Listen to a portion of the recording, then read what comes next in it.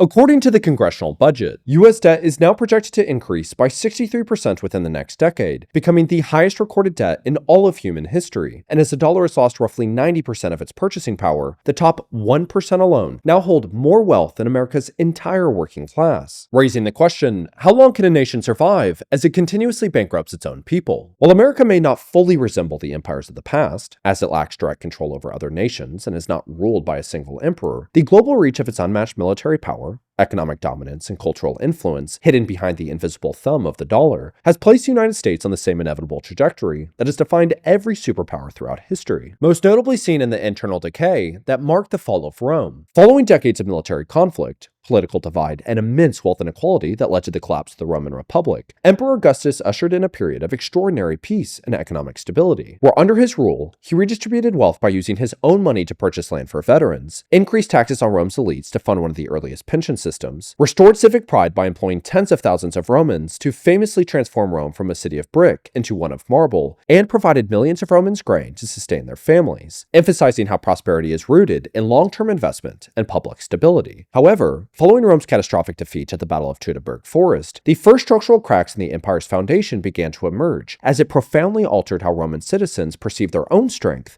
and the true intentions of their power, signaling just how damaging disastrous campaigns of control and influence can be on decades of prosperity. Following the death of Augustus, Emperor Tiberius adopted a more conservative ideology by significantly reducing government spending, despite the Roman economy's dependence on state intervention, reigniting widespread inequality, unemployment, and crumbling infrastructure. But the most defining moment of his reign came after he demanded creditors to invest heavily in Italian land, which sparked a massive surge in credit, drove interest rates higher, inflated a real estate bubble, and ultimately collapsed Rome's housing market, where this fallout also triggered defaults and closures throughout Rome's largest financial institutions, bringing wealthy families to ruin, paralyzing trade, driving up unemployment, and eventually forcing Tiberius into a massive no-interest bailout to rescue the banks and elite creditors, revealing how the costs of concentrated wealth and over-leveraged economies ultimately fall on the public. And while the empire eventually recovered, this moment marked the early ignition of a slow compounding decay that would define the fall of Rome. The centuries that followed were plagued by excessive spending, hedonistic political leaders,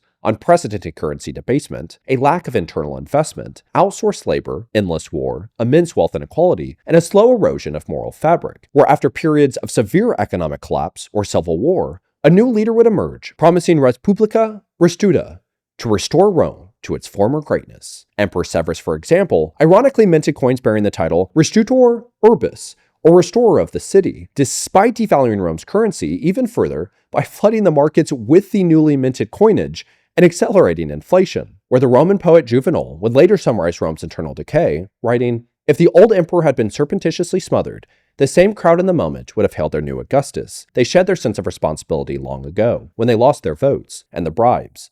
The mob that used to grant power, high office, the legions, everything, curtails its desires and reveals its anxieties for two things only: bread and circuses. For if you give them food and entertainment, they will never revolt." And while Rome believed each crisis was only temporary, every bailout, every short-term fix, and every self-announced political savior only pushed the empire further down a path it could never return from, a pattern that would later re-emerge in the rise of the United States. Since officially becoming the world's leading superpower in 1945, America's forward-thinking industrial investments, combined with being the only major power not forced to rebuild after the war, ushered in a period of immense prosperity. But with a growing appetite for endless war and implicit control, the United States created a perfect condition for a new ideology to flourish, one that slowly shifted power away from the people and into the hands of the corporations and governmental institutions, where as a result, we abandoned the accountability once demanded by leaders like JFK, or the moral warnings of Martin Luther King Jr. And I submit that if we can spend $35 billion a year to fight an ill-considered war in Vietnam and $20 billion to put a man on the moon, our nation can spend billions of dollars to put God's children on their own 2 feet right here on earth. Instead, we placed our trust into slogans, most notably Ronald Reagan's 1980 campaign, "Let's make America great again," forcing the nation to live in a state of endless remembrance rather than deliberate planning, effectively selling out future generations in pursuit of a ghost from the past. And while history may not repeat itself, it often rhymes, with the United States almost perfectly replicating the key events of the early Roman Empire. However, a substantial differentiator lies in the simple fact that despite Rome severely debasing its currency, it remains largely tied to tangible value. When Augustus transitioned Rome from a republic and into an empire, the denarius contained roughly 98% of silver, where it took nearly 300 years for it to fall to just 0.5%, where since the US removed the dollar from gold with the collapse of the Bretton Woods Agreement in 1971, the dollar has lost 88% of its purchasing power and roughly 99% of its value when compared to gold, forcing the nation to enter the highest levels of debt in human history, backed by a currency rooted entirely in trust. A trust that is now deteriorating at an unprecedented rate as the country continues to march towards moral bankruptcy. And while Rome may offer the most iconic warning, it's the British Empire that most clearly parallels the structural consequences of outsourcing domestic strength in pursuit of global control. After becoming the first nation in history to undergo large-scale industrialization in the 18th century, producing over 2/3 of the world's coal, half of its iron, and 40% of its steel, Britain used this economic dominance and its unmatched naval power to construct undersea cables for a global telegraphic network, opening its financial markets to easier flows of foreign capital. For between 1865 and 1914, British investors poured as much money into the infrastructure of Africa, Asia, and Latin America as they did into the United Kingdom itself, resulting in overseas ventures consistently delivering higher returns than domestic enterprises, allowing Britain's elite to profit immensely, while the working class experienced little to no upward mobility. Where William Kennedy of the London School of Economics estimated that redirecting even a fraction of Britain's foreign investment back into domestic manufacturing could have increased national income by 25 to 50%, potentially creating the kind of middle-class growth the United States experienced after World War II. But instead, as financial institutions and overseas profits were prioritized, local industries decayed, wages stagnated, and working-class neighborhoods across northern England fell into long-term decline. And while Britain poured its limited domestic resources into defending a sprawling empire, the United States, benefiting from geographic insulation and cultural isolationism, strengthened its industrial base and delayed entry into global conflicts, where 2 world wars not only drained Britain's treasury, but physically devastated its already limited manufacturing core, further reducing its capacity for post-war recovery. And as industrial towns collapsed under privatization, foreign competition, and cultural neglect, Britain fundamentally shifted towards a service-based economy, handing the keys of industrial dominance to America and signaling the long-term consequences of an empire that abandons its working class. As global power shifted in the post-war era, it was the American factory worker who became the symbol of national strength. From Detroit's factories producing over 60% of the world's automobiles to Pennsylvania mills outproducing Germany and Japan combined, blue-collar labor powered the U.S. economy and built the infrastructure that defined American ingenuity. But in the pursuit of containing communism, the Korean War redirected billions of dollars in special procurement contracts to Japan, turning it into a supply base for U.S. forces and jump-starting its industrial recovery. And rather than reinforcing its own industrial foundation, Cold War tensions and the growing obsession with corporate cost-cutting led the United States to gradually abandon it, trading national resilience for geopolitical leverage and corporate efficiency, while Japan emerged as the world's second-largest free market economy by 1968. And by the late 1970s, following President Jimmy Carter's reduction of tariffs on Chinese imports,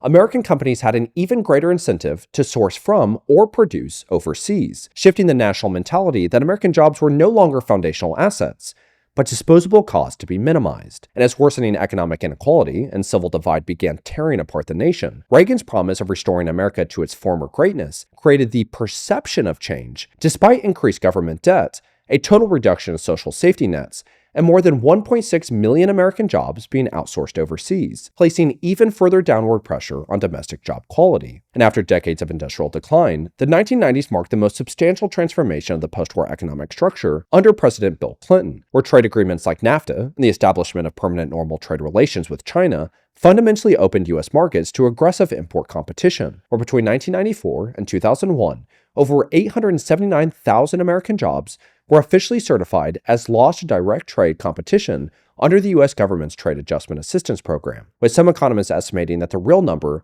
was likely 2 to 3 times higher, gutting areas like Detroit, which fell from one of the wealthiest cities in the world to one of the poorest in the United States, with a poverty rate of 31.5%. And as U.S. further embraced globalization and cost-cutting strategies, it once again followed the same pattern that has defined the collapse of every major empire, where today, China stands as the world's sole manufacturing superpower, accounting for 35% of global gross production, or more than the next 9 largest manufacturers combined. And while the United States is taking drastic efforts to reignite its industrial base in an attempt to preserve global leadership, it's being forced to do so on top of a corporate infrastructure designed solely to maximize short-term efficiency at the lowest possible cost, signaling that while domestic manufacturing is essential to long-term prosperity, it must now operate within the very mindset that dismantled it. And with virtually no internal investment or national job training pipeline, American manufacturing is projected to face more than 2 million unfilled jobs by 2030, a labor gap that could cost as much as $1 trillion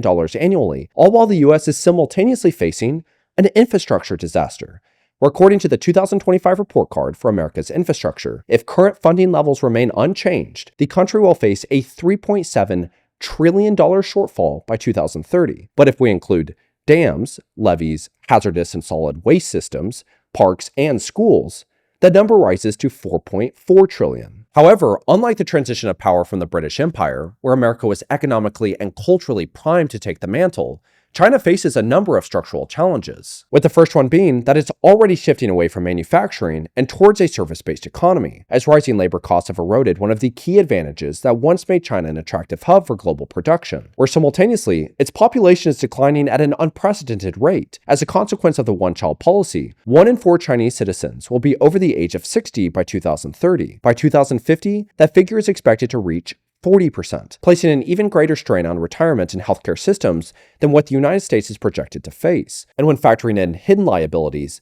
estimates place China's true government debt ratio at 117%, just 7% below that of the United States. And similar to how economists once predicted that Japan would surpass the US by the year 2000, similar forecasts made in 2008 that China would overtake the US by this year have now been pushed to the 2040s, with growing doubts that it will actually happen at all, signaling that unless the United States faces a severe economic or global catastrophe, it remains on a trajectory far more reflective of Rome's bread and circuses, where collapse no longer arrives in the form of burning cities or toppled statues, but through an abandoned workforce, broken trust, and a generation that no longer sees a future worth building. Because throughout American history, the nation has fundamentally relied on outside enemies to inspire internal unity. But as the country has become so ideologically twisted, it's now collapsing inward, where the enemy is anyone who doesn't align with one's personal beliefs. Republican fingers point downward at those deemed responsible for social and economic decay, while Democratic fingers point upward at the elite, blind to the fact that their beloved politicians are also seated at the table of greed, where decades of policy failure and the complete loss of social cohesion have not only bankrupted emerging generations, but their children as well. We prioritize the intricacies of AI in Apple's latest phone release, while nearly 50 million children remain trapped in an education system completely unprepared for the demands of the future, facing lower reading scores than in 1971, and with just 56% of fourth graders actually performing at grade levels in math. We blame minimum wage for rising prices, despite CEO stock-based compensation soaring 1,460%, while hourly wages have grown by just 17.5%. We worship media figures who selectively weaponize data to fit their own narrative, while they avoid the fact that homelessness has surged by 30% in just 3 years, and that childhood poverty has nearly doubled since 2022. Millennials and Gen Z are cast as society's scapegoat, despite living through the most unaffordable housing market in American history, all while holding just a fraction of the wealth their parents had. And yet we wonder why national pride has collapsed from 85% to 18% in just the last decade, as we continue to plunge into endless wars, utter political filth, all while the very fabric of society has been torn apart since 2020, leaving the future to appear as one only defined by greed, disillusionment, and further chaos. And while the public has been trained to remain passive, we've forgotten that what actually made America great was the collective pursuit of a better tomorrow. It was the everyday Americans who chose to stand up for what they believed was right, not through the cowardice of violence, but through the strength of unity, pursuing hope rather than hate. As it wasn't elected officials who ended the working class living in slums, it was Jacob Riis, a photographer who exposed the horrors of tenement housing and how the other half lives, prompting New York to pass a landmark housing reform in 1890. The promise of draining the swamp was fulfilled not by politicians, but by Lincoln Steffens, a journalist who exposed municipal corruption in Tweed days in St. Louis, launching a national muckraking movement in 1902. The reason you were able to actually have a childhood wasn't because of industry or government suddenly finding empathy. It was because of Carmela Tioli, a 13-year-old girl who, despite having her scalp torn off in a cotton machine, still testified before Helen Taft, which ignited a national child labor reform movement in 1912. And the monopolies of the Gilded Age didn't just collapse out of hopeful thinking, they were broken by Ida Tarbell, who spent years exposing John D. Rockefeller's empire, leading to the dissolution of Standard Oil, signaling that while the American empire may live on as a global shell company, for it to actually become great again, it must be rebuilt in the service of future generations, demanding that we find hope in one another and use whatever strength we have left to redefine what it truly means to be an American. And while I am so unbelievably grateful to be in the position to receive such kind and loving and thoughtful comments from each and every one of you, it is important that we recognize that despite this being a one-man operation, anytime I am asked about how is the channel doing, I always respond with we.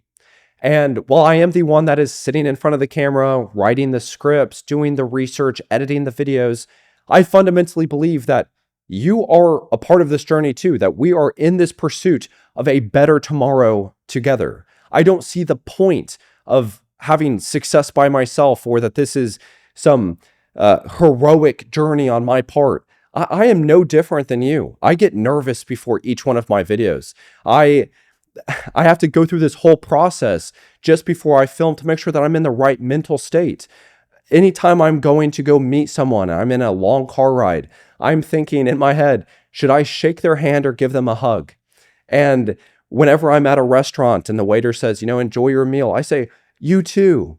And I think it's important that we recognize that while there might be individuals that we aspire to be like, that we can't hold them in this like heroic light, and that we recognize that we have to begin pursuing a unified and collective pursuit for a better tomorrow. I think it is so important that as I put responsibility and accountability on myself, that no matter what, I continuously show up, I do the research, I film the videos, I put my best foot forward, I do everything that I possibly can, I respond to as many comments as I can, as many emails as I possibly can, that I do everything in my best power.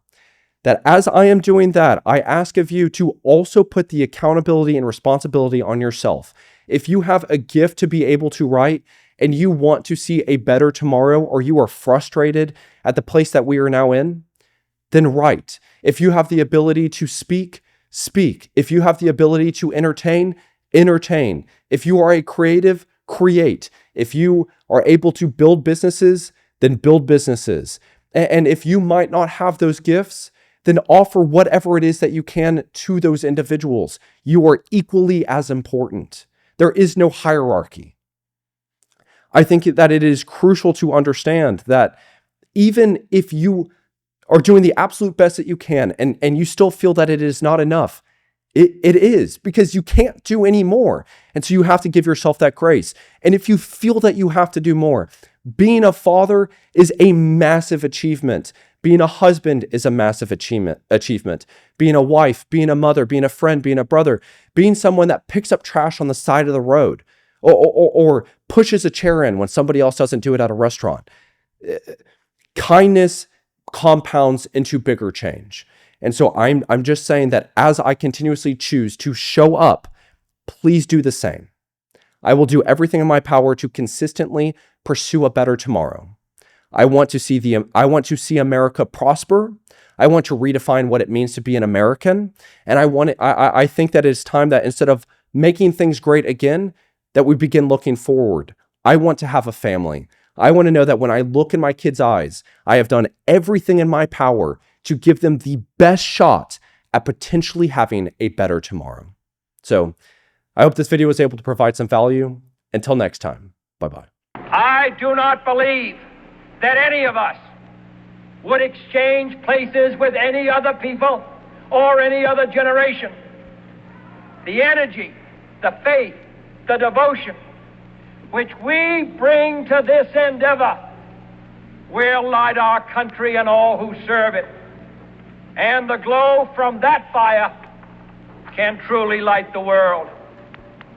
And so, my fellow Americans, ask not what your country can do for you, ask what you can do for your country.